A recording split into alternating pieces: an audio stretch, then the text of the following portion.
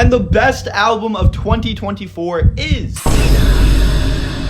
I'll tell you what it's not. Playboi Carti's I Am Music, and you know why? Because it never dropped. Playboi Carti, I got a message for you. You are a liar. You are a garbage human being. The worst person to maybe ever exist. If it wasn't for A$AP Rocky, don't think you escaped from this. Rihanna, dump him. He can't be trusted. Neither of them can be trusted. I hate both of them. They both... But nah, yeah, 2024 was a great year for music. I'm especially excited to do this tier list, honestly, just because of how many great albums released. And the first album we're gonna start off with is Chromacopia. Very quickly, I'm putting this album into the amazing tier, and it honestly is so close to being in that top tier, my #1 album of the year, but it falls a little bit short. It's like top 5. With every Tyler album, the production is some of the best you're gonna hear for that entire year. But I also think Tyler really elevated his writing with this album. If you look at a song like Hey Jane, Tyler does a really good job of storytelling the situation where he gets someone pregnant and they don't know what to do. They're arguing over it somewhat, and it just... having such elevated writing allows you to feel what he's feeling and the emotion that's in that song, which is a really cool effect. Another song that does that perfectly is Like Him, which is one of my favorite songs of the year. It's such a heartbreaking song, but it's beautiful at the same time. Also, Darling I, Tizo Touchdown's feature, immaculate. I love Tizo Touchdown. Both those songs, Darling I and Like Him, are some of my favorites of the entire year. Next up is We Don't Trust You, and while I don't think this album was as good as Chromacopia, it's still in the amazing tier for me. Honestly, off influence alone, I think you have to rank this project pretty high, considering it led to the biggest rap beef we've ever seen with Drake and Kendrick. We got a lot of great music from that beef, so for that alone, it ranks high. But on top of that, pretty much every song on here is a banger. I don't think there's any skips on We Don't Trust You personally. Maybe the highs aren't as high as an album like Chromacopia or some other ones that we'll get to, but it's very, very consistent. And now we got Straight Trash. This is going in the lowest tier. It would go even lower if it was possible. This is just gimmick rap. It's horrible. It's not good. Lil Mabu in general, I don't know how he got popular. He's just 6'9". I've heard one Lil Mabu song ever that I thought was kind of solid, and that was it. He is literally 6'9", but younger and white. Next we have Vultures 1. I'm not gonna lie, bro. The Vultures era is heartbreaking. Kanye is my favorite artist. He has been for a long time. Literally, I have a vinyl of him right above me. It's not good, bro. My goat is washed. Kind of, maybe. Hopefully not, but I'm kind of in denial. I don't know. It's reminding me of like the Eminem revival era, which is really not good. Really unfortunate. With that being said, Vultures 1 was not the worst to come, and not even really close for Kanye West. And we'll talk about that later. But specifically with Vultures 1, I think there were some fun songs on it. I think there was some corny writing, though. I mean, just really, really bad. Kind of throughout the album, which definitely brings it down. I don't know. I thought it was just kind of average for me. Now we got another album from a GOAT who is now kind of unfortunately washed, and that's going to be Eminem and the Death of Slim Shady. Now, I will say, out of like Eminem's past 5 albums, this one was probably the best one. I thought the concept was very interesting.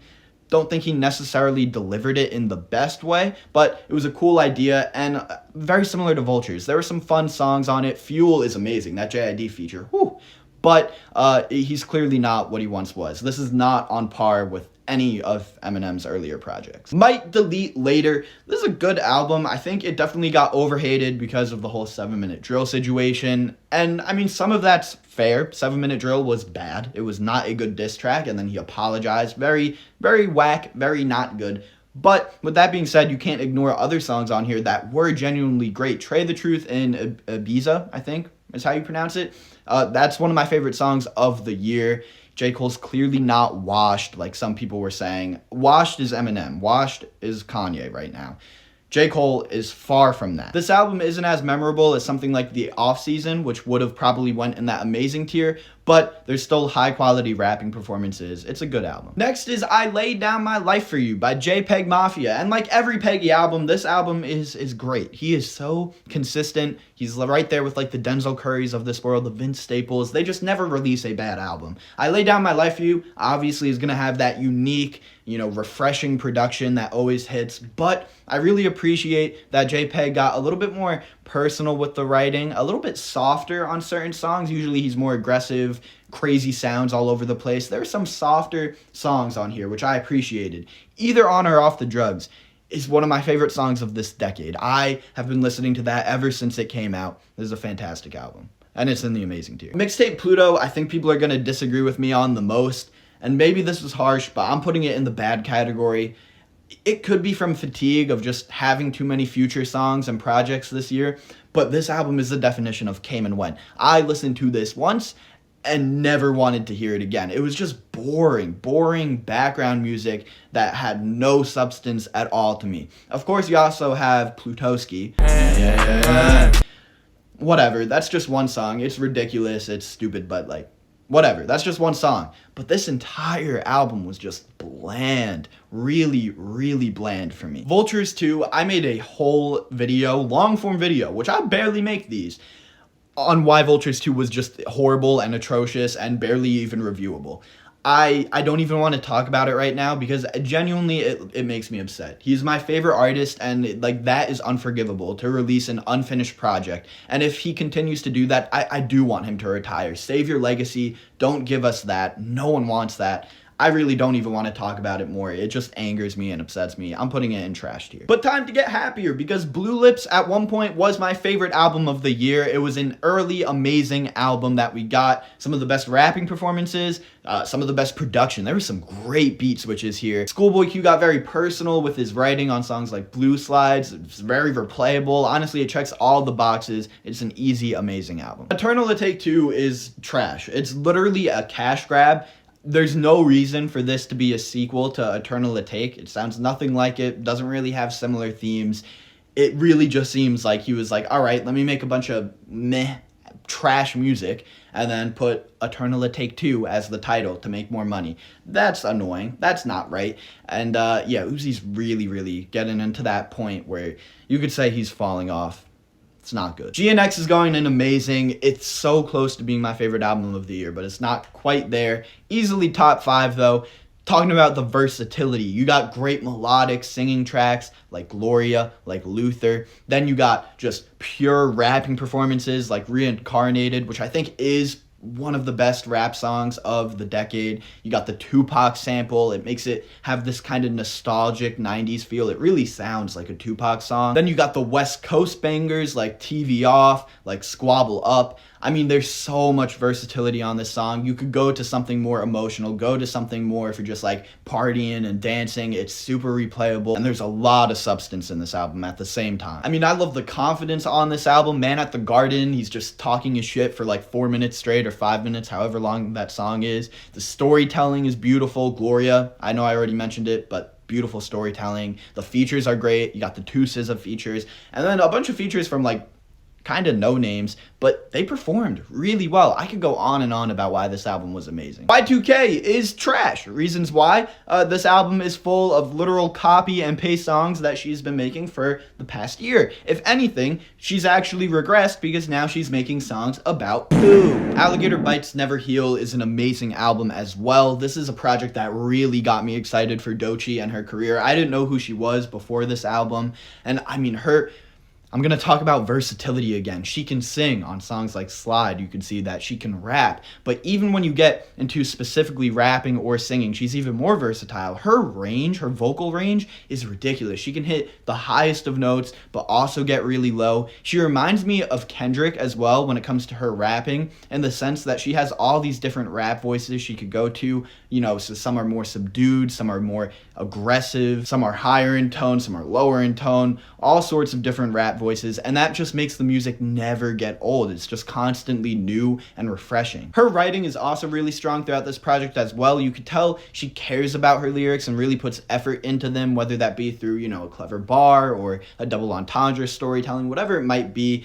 And also her personality and mic presence shines through every track, but that's especially the case with my favorite song on the album, which is called The Nile is a River, where towards the end of it, she's literally like doing this breathing exercise, but rhythmically with the beat. It's very unique, kind of weird, but I think that weirdness of her character, of her personality, adds to the tracks even more. American Dream was also a really solid album. I don't think it's on the level of the projects in the amazing tier, so that's why I'm gonna go with good, but the sample work, I love the sample work on this album. I mean, songs like Red Rum and All of Me just have these beautiful samples, that are then like twisted to really make this like hard trap banger. This album really exceeded my expectations. I, going into it, thought that 21 Savage was really going to need to change it up, change his sound more in order to make this project work. He didn't really do that, but it was still just really replayable, a really good album, great production, and there were certain points like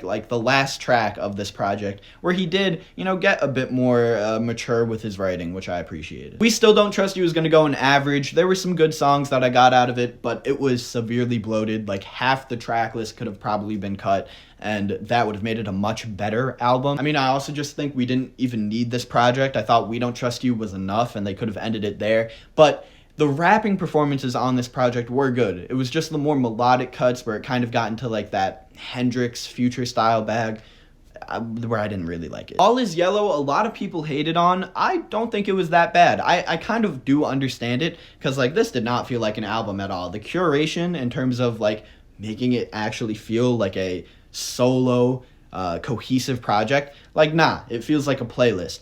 But at the same time, there are good tracks on here, great features, which you kind of needed because Cole Bennett is not a musical artist. I don't know. I thought it was average. Dark Times was so close to being number one, but it's not quite there. Definitely in my top 5, definitely in the amazing tier, but it's not number one. Reasons why I love Dark Times. Vince Staples gets into this super dark, depressive state almost, which just makes you feel so many emotions while listening to this album. Besides that, you have some really catchy and somewhat upbeat hooks, which nicely contrast with the subject matter and the rapping performances on here, which are also great. Some examples of that would be with like Black and Blue, or I don't know how to pronounce it exactly, but like a Tufe. And a Tufe specifically was one of my favorite songs of the year, especially in the context of the album, because it was a nice change of pace where it kind of sounded like summer vibes. It was very upbeat, which was not really the rest of the album. Besides that, you had great storytelling tracks like Justin, and overall this album was really replayable because of those catchy hooks. One of One is going into the bad tier. It's so boring. Gunna in general is boring.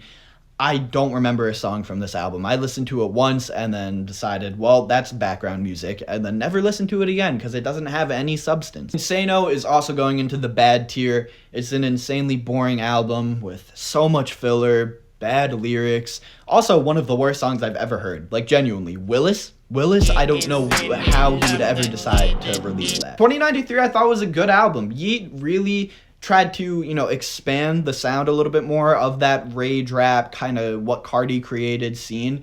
And in that music scene specifically, I feel like it is getting repetitive, a little stale. So when someone does try and add their own unique flavor to it, like Yeat did with this project, I do appreciate it a little bit more. I thought, it was somewhat of a mixed bag. There were certain points where he didn't hit with these like futuristic sounds, but all in all, I thought it was a good effort, and I thought he hit more than he missed. And now we got Yeat's second album release of the year.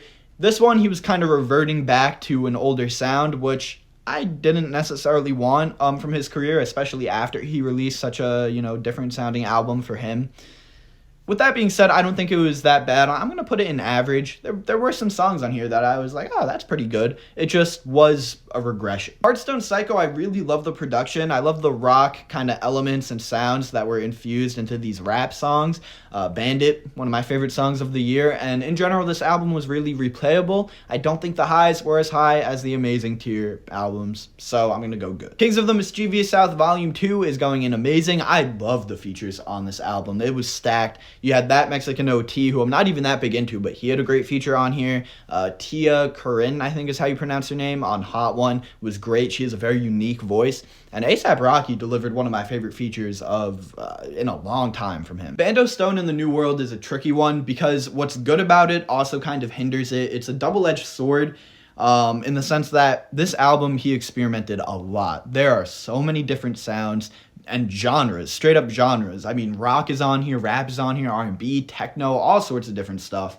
And that's good and bad. It's good because it shows versatility, keeps it interesting, exciting, but it also kind of makes it not feel like an album. It's less cohesive, less put together, seems more like a playlist. Ultimately though, I think a solid portion of these tracks were good. Lithonia is one of the best songs of the year. Those harmonies are beautiful, and I think I'm gonna put this in the good tier. Samurai's going into amazing. It's short and sweet, very easy to listen to. It'll have some of the best rapping you'll hear of the year from one of the best rappers of all time in Lupe Fiasco. Please Don't Cry by Rhapsody is also going into amazing. One of the most underrated albums of this year. There are some bars on this album. Besides that, she dwells into a lot of pretty heartbreaking topics, you know, how she deals with one of her loved ones having Alzheimer's, or dealing with her own sexuality and what that means for her being a woman in rap, and how there's certain difficulties that came up there. It's pretty, honestly, insightful. Almighty So Too, I'm gonna go average. There are some hype songs on here that I enjoyed, but